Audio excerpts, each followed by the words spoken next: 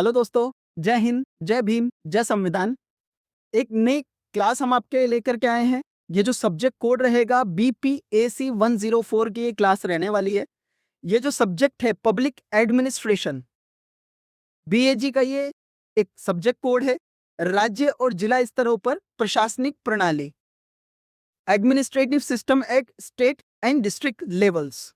इसके बाद हम आपको कुछ महत्वपूर्ण प्रश्न करवाने वाले हैं। ये प्रश्न कई बार पहले एग्जाम्स में ऑलरेडी आ चुके हैं और आगे भी आ सकते हैं। तो हम आपको वो कुछ प्रश्न करवाएंगे जो कई बार रिपीट हो चुके हैं एग्जाम के अंदर। आप अंडरस्टैंड करिएगा क्लास को। पहला जो प्रश्न है इसके अंदर, ये पहला प्रश्न रहेगा, राज्य प्रशासन में राज्यपाल की शक्तियों और कार्यों की विवेचना कीजिए। राज्य के अंदर, राज्य का जो प्रशासन होता है उसके अंदर राज्यपाल जो होते हैं उनकी क्या शक्तियां होती हैं और उनके कार्य क्या रहते हैं, उसकी हमें विवेचना करनी है। अब देखिए, जैसे ये शब्द है यहाँ पर विवेचना, हो सकता हो आपके क्वेश्चन पेपर के अंदर ये विवेचना लिखा हुआ ना हो, वहां पर लिखा हो कि कार्यों को स्पष्ट कीजिए या कार्यों का विश्लेषण करिए या कार्यों को परिभाषित कीजिए।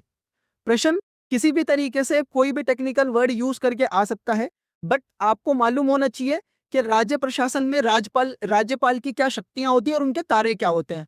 राज्यपाल के ऊपर ऑलरेडी हमने एक पूरी प्रॉपर क्लास बना रखी है पहले, आप हमारे वीडियो में फीड में जाकर के वो भी देख सकते हो। अभी हम यहाँ पर राज्यपाल की शक्तियों और उनके कार्यों तो समझ लेते हैं। राज्यपाल राज्य का संवैधानिक प्रमुख होता है। राज्य प्रशासन में उसकी भूमिका दोहरी होती है। में राज्य के प्रमुख के साथ साथ केंद्र के प्रतिनिधि के रूप में भी कार्य करता है। देखिए, प्रशासनिक तौर पर जो राज्य होता है, जो स्टेट होता है, उसमें तो सबसे प्रमुख पद है ही राज्यपाल का। पर राज्यपाल जो है उनको अपॉइंट करने वाला कौन है? केंद्र सरकार।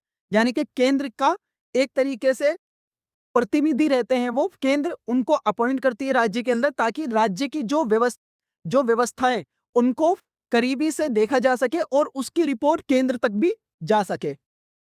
अब उदाहरण देख लेते हैं इसमें।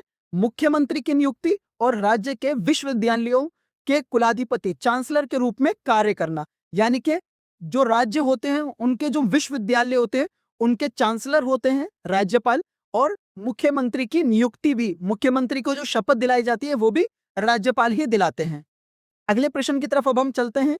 राज्य सचिवालय, स्टेट सेक्रेटेरिएट और निदेशालय, डायरेक्टरेट के बीच मुख्य अंतर क्या है?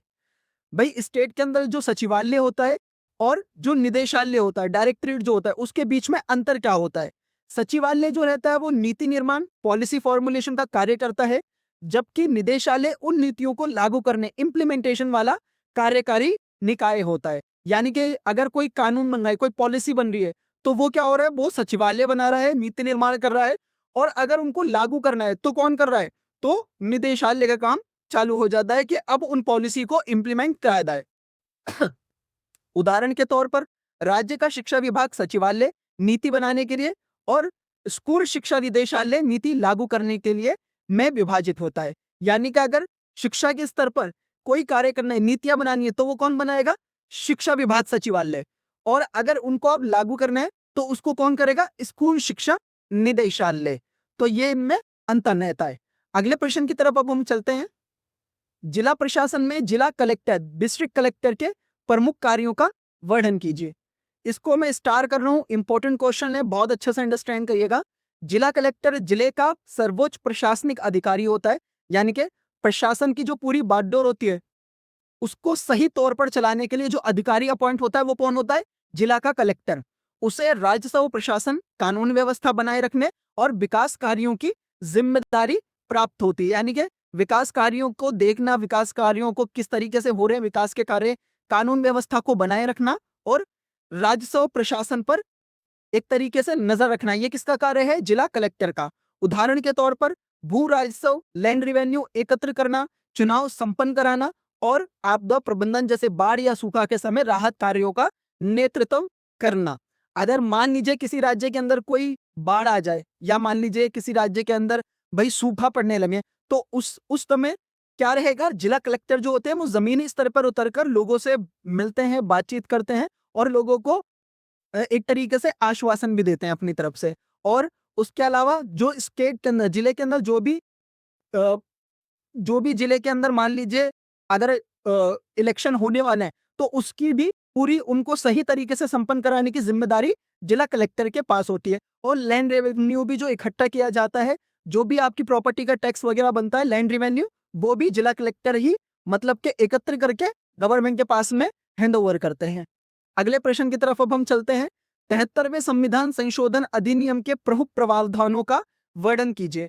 73वां जो एक तरीके से अधिनियम है, संशोधन अधिनियम, ये किससे रिलेटेबल है उसको हमें समझना है।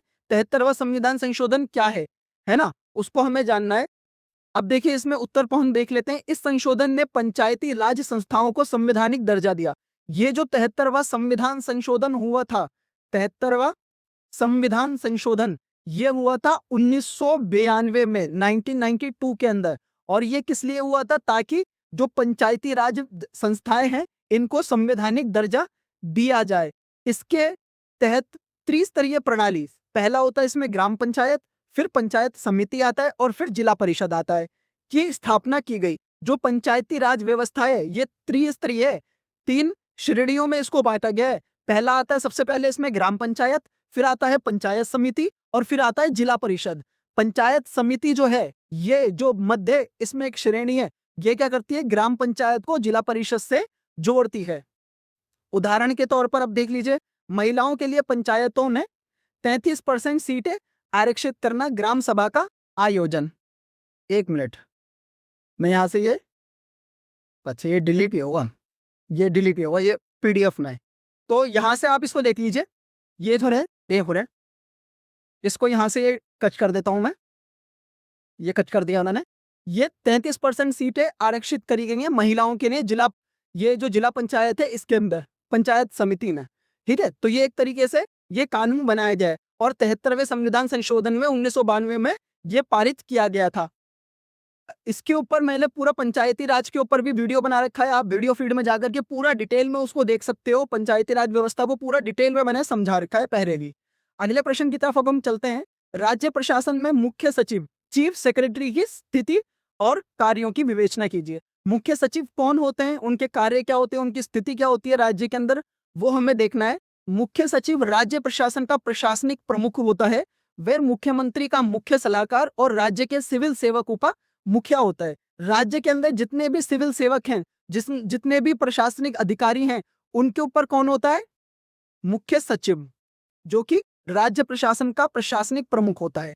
जितने भी कलेक्टर हों, जितने भी सह कलेक्टर हों या मतलब मान लीजिए डिस्ट्रिक्ट मजिस्ट्रेट हो, वो सारे किनको मतलब के एक तरीके से अपनी साइड से किनको रिपोर्ट करेंगे? वो करेंगे सबसे पहले मुख्य सचिव को, क्योंकि ये जो है ये चीफ हैं, चीफ सेक्रेटरी हैं, ये इनको पहले इन्फॉर्म करना है हर एक चीज के बारे में। और ये सिविल सेवकों का मुख्य होता है। उदाहरण के तौर पर राज्य मंत्रिमंडल कैबिनेट की बैठकों का रिकॉर्ड रखना और विभिन्न विभागों के बीच समन्वय, कोऑर्डिनेशन स्थापित करना, इनका काम क्या है? तमाम जितने भी डिपार्टमेंट की खाद है तो उनके बीच में कोऑर्डिनेशन बिठाने के लिए कौन होता है? Chief secretary. और ये एक तरीके से मुख्यमंत्री के कौन होते हैं? सलाहकार भी होते हैं। जो राज्य के अंदर मुख्यमंत्री होते हैं उनके सलाहकार भी यही होते हैं। अब हम अगले प्रश्न पर चलते हैं। अगला जो प्रश्न है, जिला स्तर पर कानून और व्यवस्था बनाए रखने में पुलिस अधीक्षक एसपी की भूमिका क्या है? इसको भी बहुत अच्छे से आप देख लीजिए, ये भी इंपॉर्टेंट क्वेश्चन है। एसपी कौन होता है? सुपरिटेंडेंट ऑफ पुलिस, है ना, जो जिले स्तर पर कार्य करते हैं। जिला पुलिस अधीक्षक एसपी जिले में पुलिस बल का प्रमुख होता है। पूरे जिले के अंदर जो पुलिस बल होता है उनके प्रमुख कौन होते हैं? जिला पुलिस अधीक्षक एसपी। उसका मुख्य कार्य अपराध रोकना और जिले में शांति कानून व्यवस्था बनाए रखना है। इनका कार्य क्या है? अपराध को तो रोकना ही है और जिले के अंदर शांति कानून व्यवस्था भी बनाए रखना है। उदाहरण देख लीजिए, पुलिस थानों का पर्यवेक्षण, सुपरविजन, आपराधिक जांच का नेतृत्व करना और जिले में यातायात व्यवस्था का संचालन करना। जिले में व्यवस्था, जो यातायात व्यवस्था है वो भी सुचारू रूप से चलती रहे और जितने भी थाने होते हैं उनके अंदर भी इनकी कई बार मतलब कि इनको जाना पड़ता है, चेक करना पड़ता है कि भाई थानों के अंदर सही कार्य हो रहा है या नहीं हो रहा है। और अगर कोई आपराधिक जांच है, कोई बड़ा मैटर है, तो उसमें ये एक तरीके से पार्टिसिपेट भी करते हैं, उसका नेतृत्व भी करते हैं। तो ये सारे महत्वपूर्ण प्रश्न है, आप इनको बहुत अच्छे से अंडरस्टैंड कर लीजिएगा। वीडियो अगर हमारा अच्छा लगा हो आपको तो प्लीज वीडियो को लाइक कर दीजिए, पेज को फॉलो सब्सक्राइब कर दीजिए। आगे भी हम आपके लिए ऐसे ही वीडियो बनाते रहेंगे। Thank you so much.